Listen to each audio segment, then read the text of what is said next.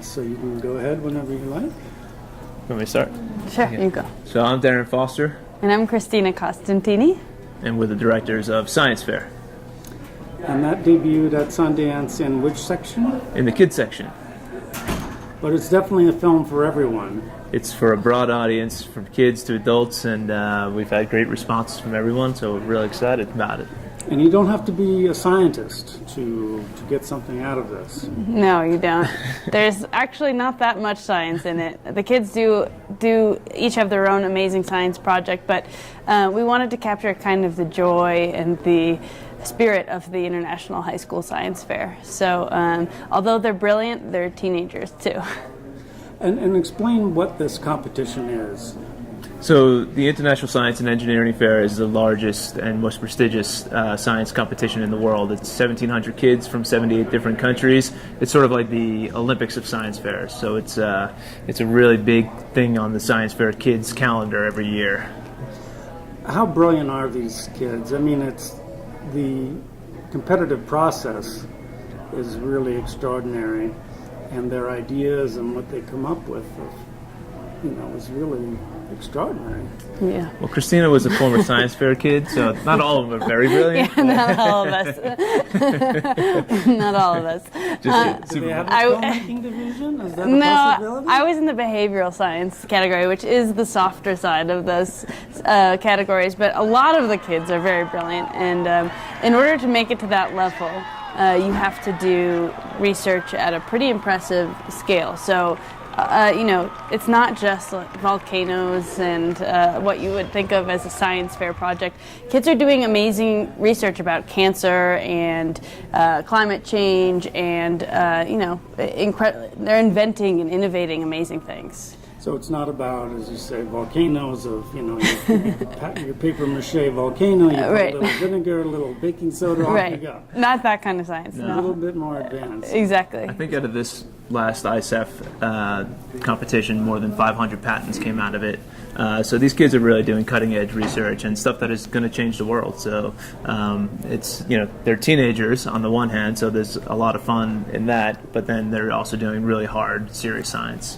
Right, and a couple of your characters from Brazil, have come up with a method of testing for Zika, but the Zika virus, and then another young woman is testing for arsenic in water. So talk about real-world applications, and life-saving, potentially, applications. It's remarkable. Yeah, when we were sort of casting around for the kids that we were going to follow, one of the things we were looking for were kids that were having impact on things that, were tangible in a way. So when we were looking in Brazil, Milena and Gabrielle, the two students from Brazil, have a couple of things that are really interesting about them. One of them is that they're from probably the furthest you can come to the International Science Fair. They live in a very poor town in the interior of Brazil. There wasn't even a hotel in this town. We had to sleep at their teacher's house. So, I mean, for them it was a really long shot. But then they were doing this incredible research on the Zika virus, which, as everybody knows, has become a very big global sort of pandemic. And their research is really informative, informing the way that now scientists are really thinking about, curing it and preventing it from spreading. And when we talked to one of the doctors in Brazil, he said, this shows that a good idea can come from anywhere. And that's kind of, to us, what's beautiful about the International Science Fair is it takes kids from all over the world and and gives platform to their really innovative and sometimes groundbreaking ideas. And so it's a really amazing place. One of the exceptional things about the film, and there are many, is that you are weaving in 9 or 10 characters or so. I mean, you have the children, you have some of their teachers. That's, such a tremendous challenge in terms of storytelling. Mm-hmm. How were you able to find that balance of weaving in all the stories, and they're all individually compelling? That's quite difficult to do. It is hard, yeah. We cast a wide net, and then we had to pick our characters, narrow them down, and it was still very difficult. And we had the help of a really brilliant producer, Jeff Plunkett, who helped us.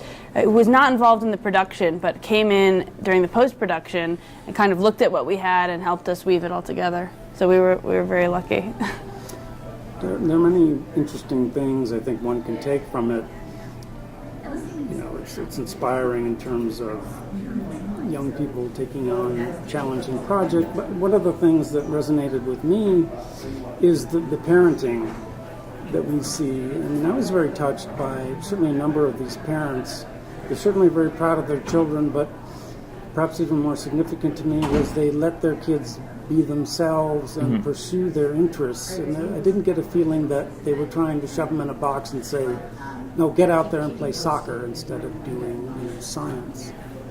Yeah, I mean, I think that's particularly true for a character like Robbie, who's from West Virginia. I mean, Robbie is a kid that just thinks different. He has a different outlook on the world and a different approach to learning, and his approach, really works well in science fair because he's, sort of a self-starter, and he basically just pursues things that he's interested in a really intense way. But to get him to do his math homework, is another thing. So he was very challenging, I think, for his math teacher, as we see in the film. But on the other hand, he's obviously brilliant, and his parents were sort of aware of that, and they allowed him to really pursue science fair in a way that was very effective. He won the West Virginia State Science Fair twice and went to ISEF twice. So it's an incredible accomplishment in its own right.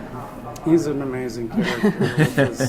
We love I don't know Robbie. if you'd call them Hawaiian shirts, but interesting shirts that he gets off the internet. Yeah. His sense of style is incredible. Yeah.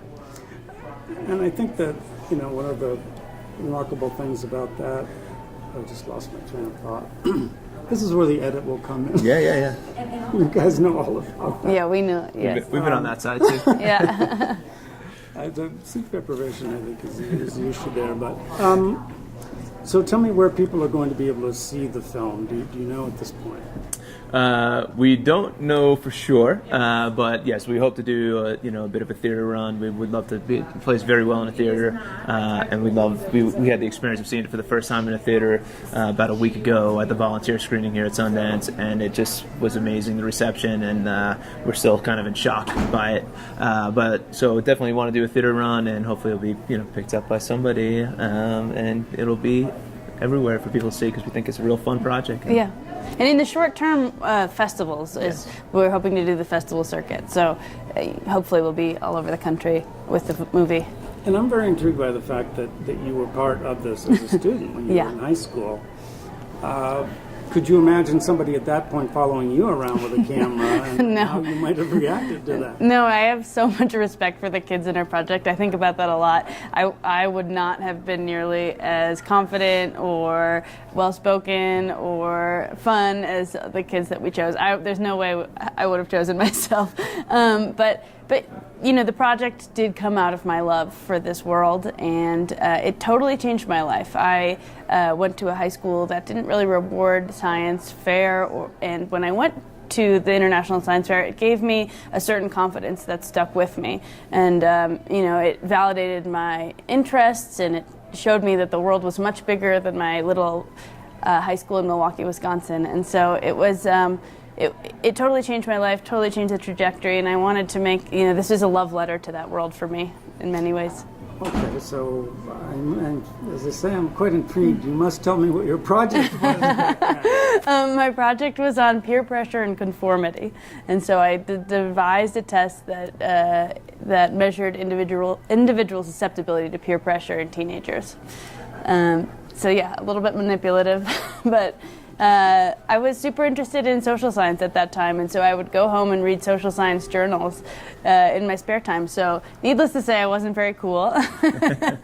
But, it led to my science fair project, and that eventually led to me going to the ISEF, the International Science and Engineering Fair. Yeah. And back in high school, Darren, were you thinking deep thoughts like that? I mean, not that deep. I wasn't reading social science journals at all.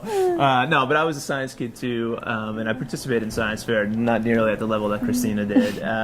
But to show the sort of impact that science fair in Cristina's life, when she first approached me with this project, she told me she could still recite her presentation from more than a decade ago. And so I thought that was sort of unique, and I thought maybe it was just true of Cristina. But then in our film we got to go back and meet some of the first. We got to meet the first Science Fair winner, Dr. Paul Teschen, who's 93 years old. We got to meet the first girl to win the Science Fair in 1972, Dr. Nina Shore, and all of those people look back on Science Fair as such a formative experience, and even after all these years, it's still very meaningful to them. So Christina's not alone in her love of this world, and now I share it since she asked me to co-direct it with her. So it's been fascinating to see the number of people who have showed up at our screenings, who have participated in Science Fair themselves, and people of all ages who heard about our film and had to come see it because it was such a memorable moment in their own lives. Yeah. So, and Science Fair is such an American thing. There's so many kids who do Science Fair in the United States. So we're hoping that this will resonate with a lot of different people. Okay, so give me maybe a few lines from that presentation.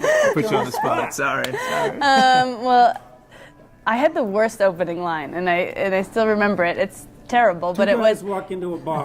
Was it something like? No, it would have been. It was the least. Walk into a bar. It's peer pressure is defined as a force from one's peers to behave in a manner similar or acceptable to them. It's just like a Merriam-Webster's definition. Like everyone knows not to start that way. But yeah, that's you gotta nice. start somewhere. You got to start somewhere. I think with any great documentary, in most cases you need some interesting, compelling characters, but in the subject matter itself, I think has to be interesting. But the ones with real dimension and layers, like yours, have there are other dimensions to them, and certainly among those that struck me were, needless to say, we're living in a time politically when science is really politicized, and when it's convenient to believe in it, some people believe in it, and when it's not, they don't. They dismiss it. What does your film say about that, sort of as a subtext, if you will? Well, I think ultimately it says that there's hope. I mean, these kids are 14, 16, 17 years old, and they are laying the foundations of our future. While there may be a lack of leadership at the national level from our politicians on the subject of science, at the community level, there's people like Dr. McCullough, who's the science research teacher at Jericho High School in New York. And there's a lot of Dr. McCulloughs in this world, maybe not as successful or intense as she is, but there are people who are taking the charge and taking the banner up for science, and we think that this film reflects that. We think that these kids are inspiring in the project they're doing and in their ambition and in the way that they are undertaking science. So we think there's hope. Yeah, we never thought this would be a political film in any way, but I think the film, through the process of making it, our country has changed, and so I think that is a subtext for some of the stories of our characters. Well, I think the other thing that's just as significant, if not more so, is what it says about our immigration debate, because so many of these kids are first-generation Americans, and you don't need to make a big leap of the imagination to think, let's say we didn't let these parents come into the country. Yeah. What an immense loss that would be for us as a country. Yeah, I think this was also personal for us. Darren's married to an immigrant. My father's an immigrant. We do believe immigrants make us stronger. And these kids are hungry. Yeah. Super hungry. And I mean, there's no doubt in the history of America that our science has been replenished every generation with immigrants. If you look back at the Nobel Prizes, like about a third of them are immigrants who have won them for America. So I mean, it's a really important story in science that immigrants come here to do science, and they're given the opportunity to do the research that they can't do in their own country, and we all benefit from that. I think that's really well said. So thank you both to Cristina and Darren, the directors of Science Fair. Thank you for so having much. us. I'm going to go back into the lab and edit this. That's as close as I get to doing anything scientific. Oh, thank you so much. Thank you, Matt. Thank you so much. Appreciate Pleasure. it.